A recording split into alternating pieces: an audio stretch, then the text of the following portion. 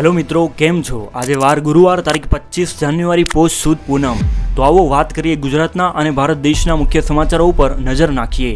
જોઈએ સૌપ્રથમ મોટી ખબર તો રેશન કાર્ડના ધારકો ધ્યાન આપે, કારણ કે 1 લાખથી વધુ લાભાર્થીઓ અયોગ્ય છે, જે ગાડી, બંગલા અને મકાન હોવા છતાં પણ રેશન કાર્ડ વાપરી રહ્યા છે.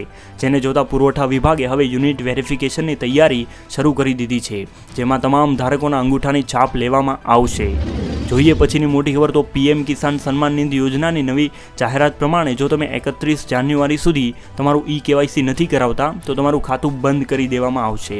16મો હપ્તો મેળવવા માટે તમામ ખેડૂતોને 31 જાન્યુઆરી સુધી કેવાયસી કરાવવાનું રહેશે, નહીં તો 16મો હપ્તો અટકી જશે.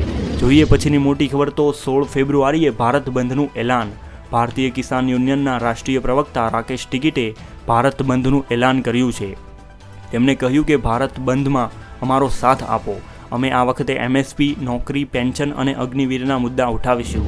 જોઈએ પછીની મોટી ખબર તો રાજ્યમાં કડકડતી ઠંડીની શક્યતા. આ જિલ્લાઓમાં 12 ડિગ્રીથી નીચું રહેશે તાપમાન. હવામાન વિભાગની આગાહી અનુસાર રાજ્યમાં ઠંડીનો ચમકારો જોવા મળશે. અમદાવાદ, ભરૂચ, ભાવનગર, ડાંગ, જૂનાગઢ, રાજકોટ, વડોદરા સહિતના જિલ્લાઓમાં 14 ડિગ્રીથી ન્યૂનતમ રહેશે તાપમાન તેવી સંભાવના છે.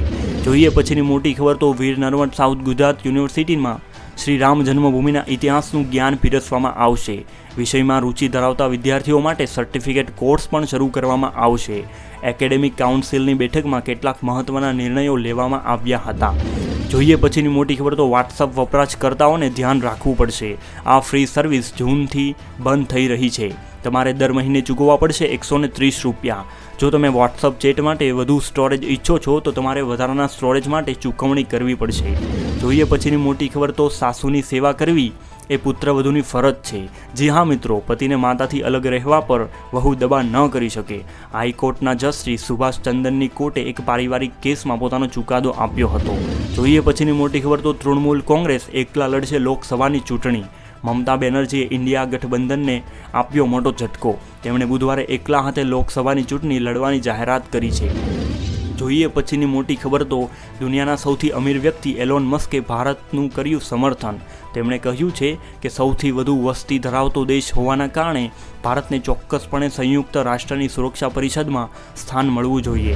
જોઈએ પછીની મોટી ખબર તો અભિનેત્રી સારા અલી ખાને ઘૃણેશ્વર મહાદેવને શીશ ઝુકાવ્યું હતું, જેમના દર્શનનો ફોટો તમે જોઈ શકો છો. જોઈએ છેલ્લી મોટી ખબર તો લોન લેનારા ખેડૂતો માટે ખુશ ખબર. આગામી બજેટમાં ખેડૂતો માટે થઈ શકે છે મોટી જાહેરાત. જે ખેડૂતો લોનની ચૂકવણી સમયસર કરે છે તેઓને દર વર્ષે 3% વધારાની વ્યાજમાં રાહત પણ મળે છે. આ ઉપરાંત ખેડૂતો લાંબા ગાળા માટે પણ લોન લઈ શકે છે, પરંતુ તેમાં વ્યાજ દર બજાર દર મુજબ ચૂકવવાનું રહેશે. તો મિત્રો, મળીએ કાલે નવા મુખ્ય સમાચારોમાં. ત્યાં સુધી સુરક્ષિત રહો, મસ્ત રહો. જય હિન્દ, વંદે માતરમ.